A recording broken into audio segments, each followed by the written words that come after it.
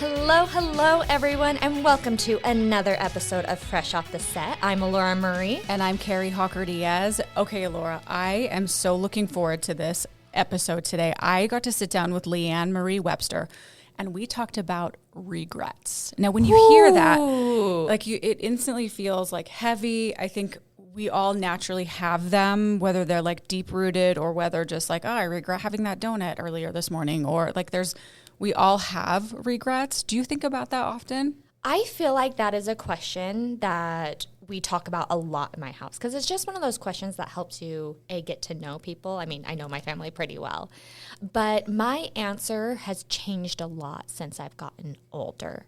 It used to be, I regret this or that. And as I've gotten older, I regret less because it led me to where I am.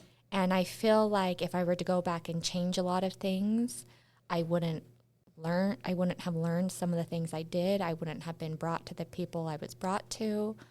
To be serious and really vulnerable for a moment, I used to regret because I was divorced. David is my second husband, and it was hard. And I would think I regret that ever happening, but it taught me so much. It made me more empathetic, and it kind of led me to where I am today. So I think, like I said, as I get older, I look at regret differently, but I also, knowing where I am in my life, there are things and choices I make so I don't have regrets. Yes, and that's kind of along the lines, actually, what LeeAnn talks about. She says that, it is kind of natural and of our nature to have these regrets, so it's kind of impossible to live a life without them, but you actually use them for information. And she talks about how it can be a good thing to just, it's kind of like a highlight, a light bulb, something to pay attention to and look what's going on like beneath it. We talked about the most common regrets. We talked about with different ages, people in their 60s, 70s, what they're regretting versus like someone in their 20s. And it was just very interesting to see that like if you do have a lot of regrets in your life, you're not alone. And there is a way to move through it that it feels much lighter than just hearing the word regret. Yeah, because like you said, when you hear that word, it feels heavy. And for those of you who don't know, LeeAnn Webster, she is amazing. She's an author, she's a motivational speaker, and she just released a new book that's Regrettable, Releasing the Past to Fuel Your Future. And I'm so jealous you got to interview her. It was and in her book, you guys, she's got, we'd go over it too, so I don't want to tease too much, but she's got real notes of handwritten notes that she's gathered from her speaking engagements of real life regrets of people. So, should we just give it a listen? Let's do it.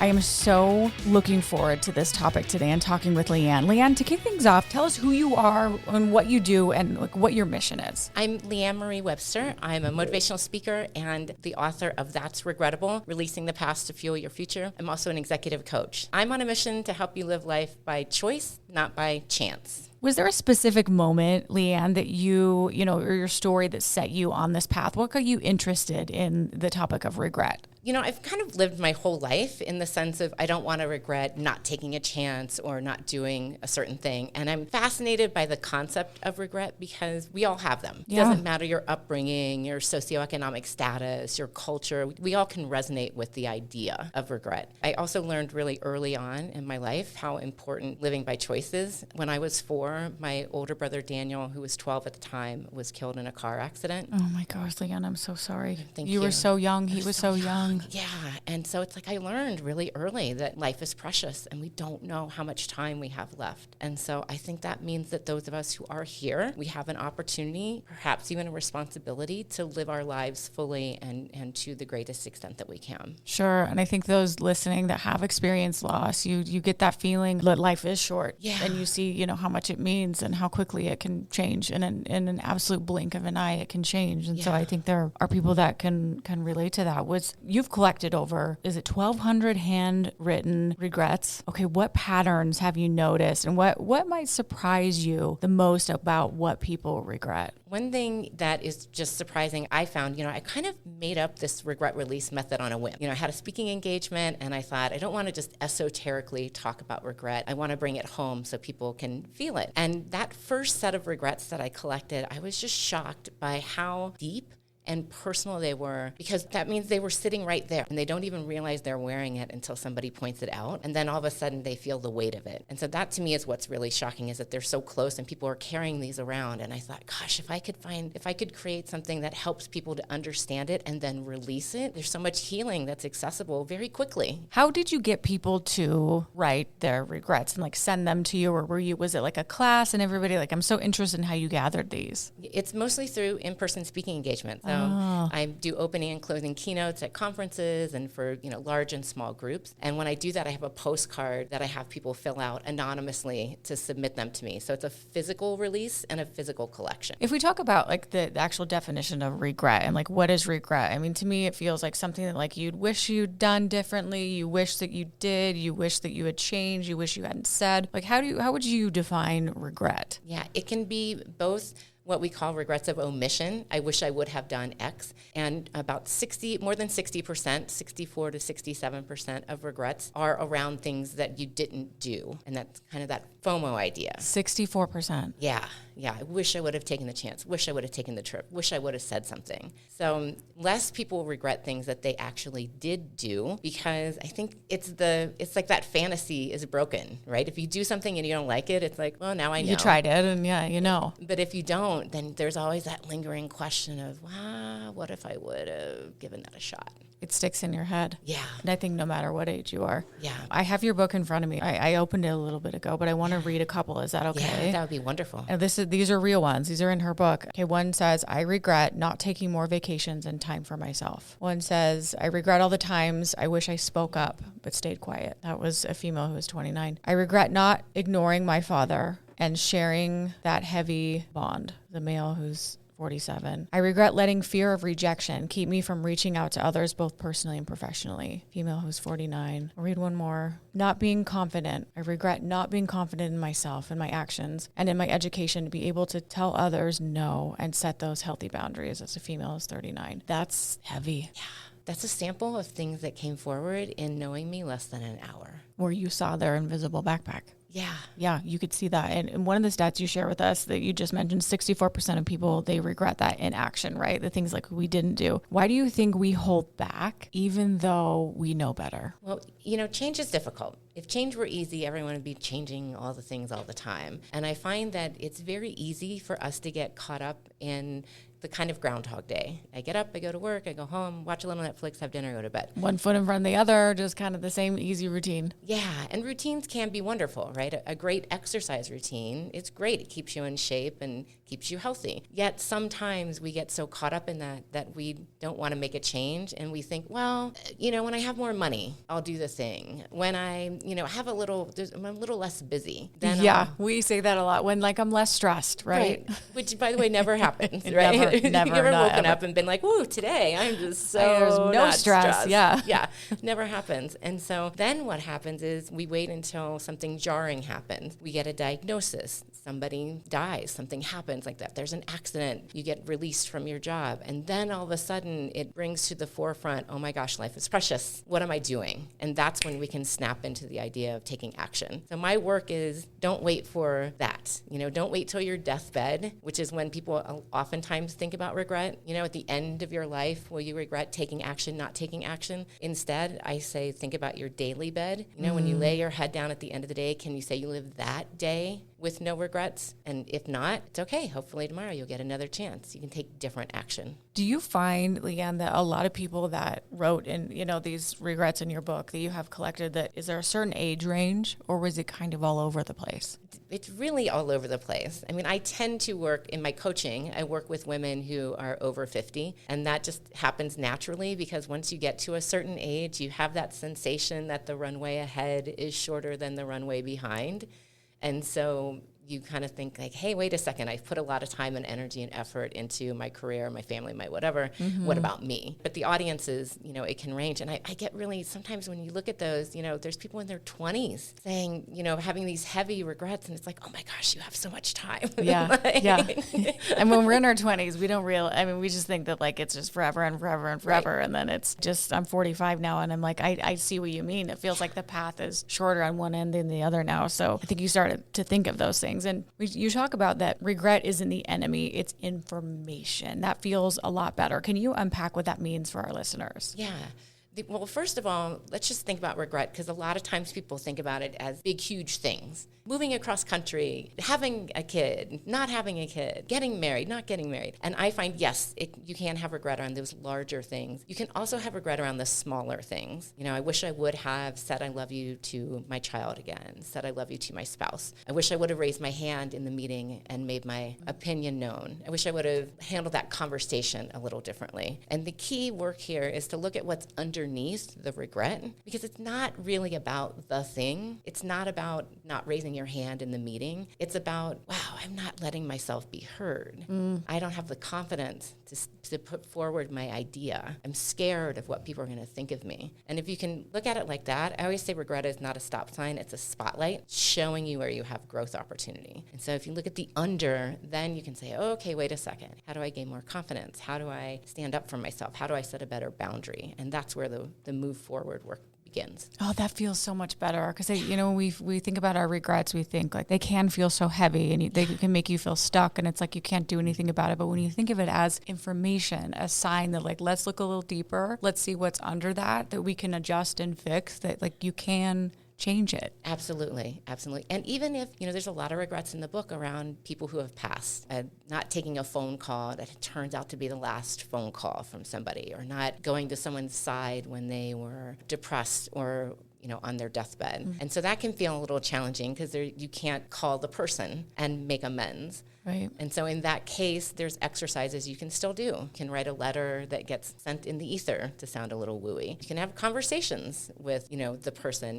again, it's a little wooey, but I do that with my mom. My mom passed a few years ago, and I absolutely do that. I talk out loud to her in the car. We have a lot of car conversations. Yeah, exactly. And that's it. So you can have those conversations. You can write, but really the other piece of it is forgiving yourself for not taking the action. Mm-hmm. A lot of this begins with knowing that you did the best you could in that moment. Now you know better. Now you can choose differently and take a different path, but honor who you were before without beating yourself up for something that in 2020 hindsight you would do differently. So true. I like that, LeeAnn. We were just doing our best. You just remind yourself, and all the heaviness you were going through, you were just doing your best. And so going back to regrets specifically, are they bad? Should people really try to live a life? Like, should we go through and say, like, I want to live a life with no regrets? Is that possible? And is that even a good or bad thing? It's funny, because the conversation's always turned around no regrets. And part of that is just because I know that's the idea that people can latch on to. I say you really should have regrets. Because if you don't have any, you're not taking chances. You're not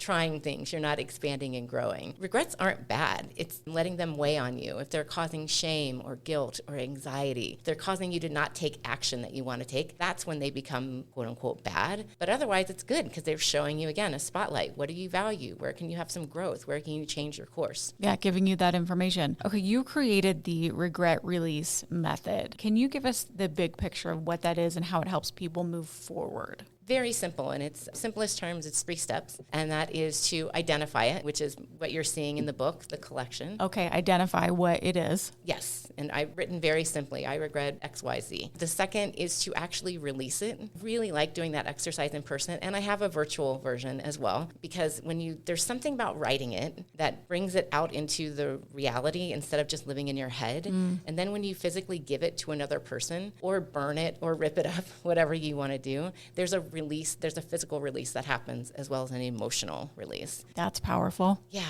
And then the third step is just to take action. And that can look like any manner of things depending on what the regret is. I recently had a client who had a regret around not having boundaries with her mother. And I think we all can relate to that, having a relative that sometimes oversteps things. Sure. And she went through the process and decided to just change how she communicated with her mother. And she didn't have to solve the whole thing. We don't have to get it so it's a perfect situation. Right. But she decided she wanted to set a boundary, and she did. And that changed the course course of how she interacts with her mother. So that simple step of that simple action made a difference. Those 3 steps, I love those. That's really great. That makes it seem much easier and attainable as well. Yeah. And you've worked with executive entrepreneurs and thousands of women leaders. What are some of the most common silent regrets high achievers carry? It's absolutely not putting themselves first. Putting the career first, putting the family first, putting somebody else first. And I think culturally we're not set up to say, take care of yourself. Totally. You're not a good mom if you don't put your children first. You're not a good spouse if you don't put your spouse first. Yep. And the truth is, you can't give from an empty cup. You have to fill your cup first. And it's the most generous thing you can do for everyone else in your life is to fill your own cup first. Kind of like when we fly, right?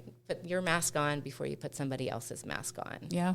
So all the regrets, and I will say all, relate to somewhere not putting yourself first or understanding what your needs are and making sure those are met in addition to the others. I'm not saying put yourself only. Yes. Put yourself first. That's it. Did you see that in men as well? Is that mostly just women? It's more women than men. More women. Yeah. What did you mostly see with men? Men are it's very much around achievement, right? I wish I would have, opened that business, taken that trip. It's very action oriented, more about also whether they made a career move that they wanted to or whether they took care of their family. So it stems around that versus women tend to be a lot more related to health, a lot more related to relationships, staying in too long or not taking the chance that when they thought they should have. Sure. So they're a little more internal for women. Okay. And putting themselves first. Yeah. What did you see in younger people? Was there a theme in younger people? No, that's a great question. I haven't really looked at it with that metric before, but I do see a lot of younger with the not standing up for themselves. And I think that could be related to,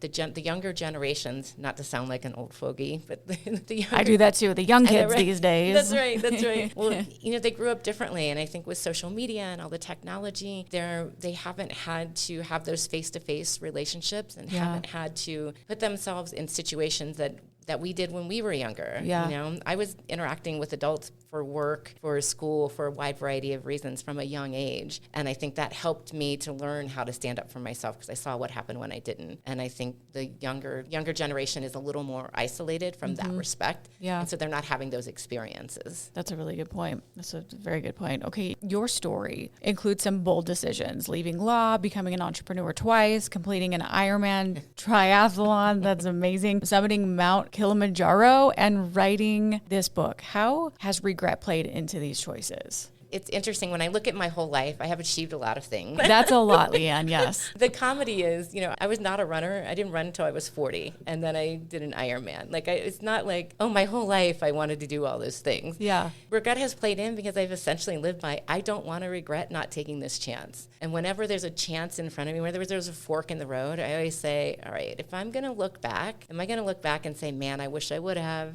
And I never wanted to have that sensation. So I thought, you know what, I'm going to try it. Worst case scenario, it doesn't work out. And I go, whoop, all right, guess I don't want to do that again. Check that off the list. And you don't need to do it again, but you don't have that regret of not at least trying. Yeah.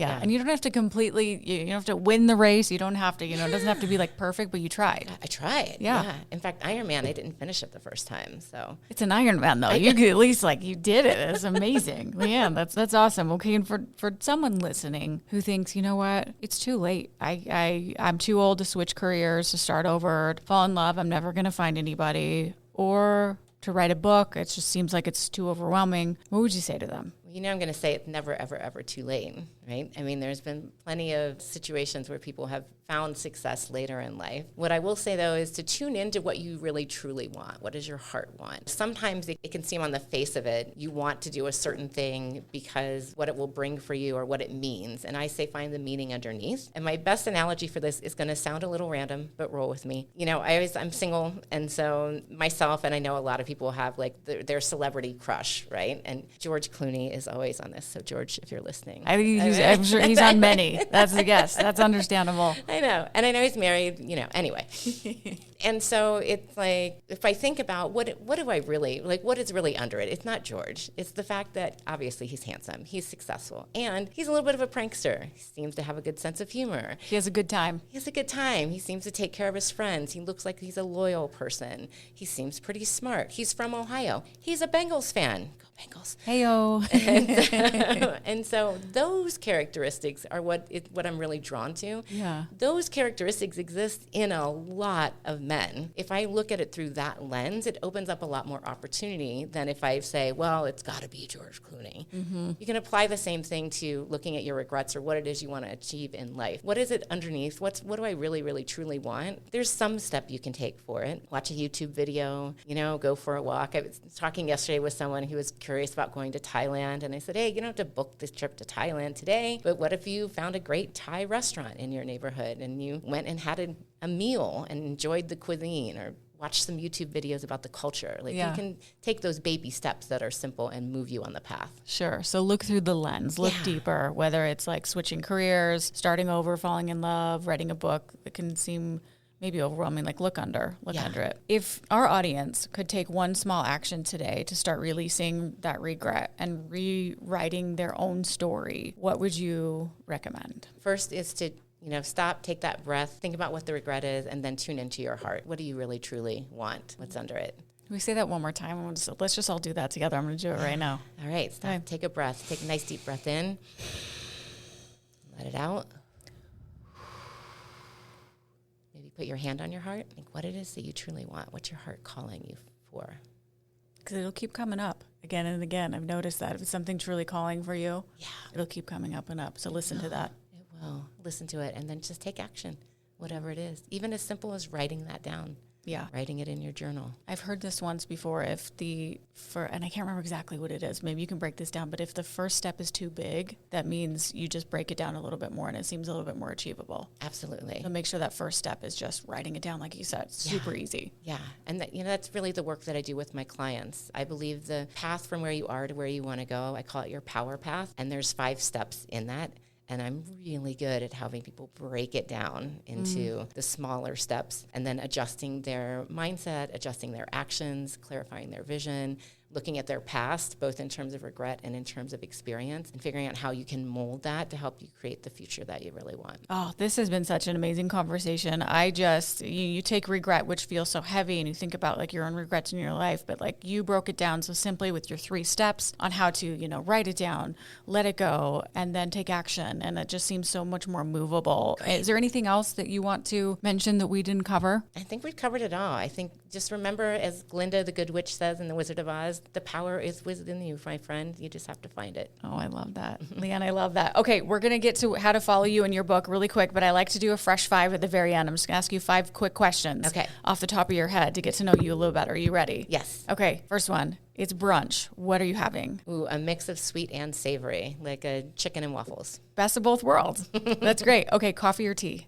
Coffee. Okay, you're on a plane. Where are you headed? Ooh, I'm somewhere warm. Fiji. That sounds amazing. That sounds really good. Favorite holiday? Thanksgiving. Thanksgiving. It's a great one. All the food, no gifts, no religion. You just eat and drink and you're happy. And stretchy pants. Yep. Love that. Okay, last one. What is making you smile right now in life? This book, really getting the message out to more people and helping people see how simple it can be to transform. Oh, you are helping people. And I know everyone listening right now is thinking the same. Speaking of that book, where can we find this and follow you, LeeAnn? Yeah, easiest place is Amazon.com. Just type in That's Regrettable and you'll find it. You can also you can follow me on Instagram, LeeAnn M. Webster. You can also go to my website, LeeAnn Marie Webster. So LeeAnn Marie, like Osmond, which I've been saying forever and has new meaning in Salt Lake.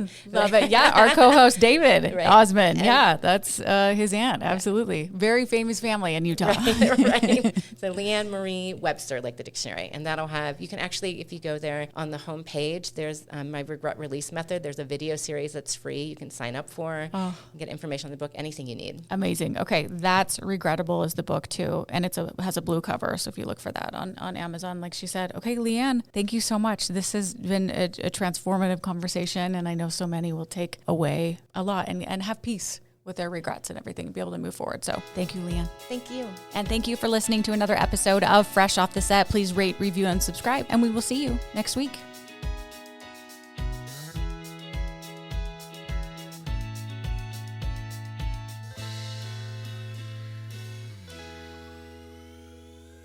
Congrats, you made it to the end. If you want to continue to freshen up your day, you can watch us on Fresh Living every weekday on CBS Channel 2 in Utah at 1 o'clock.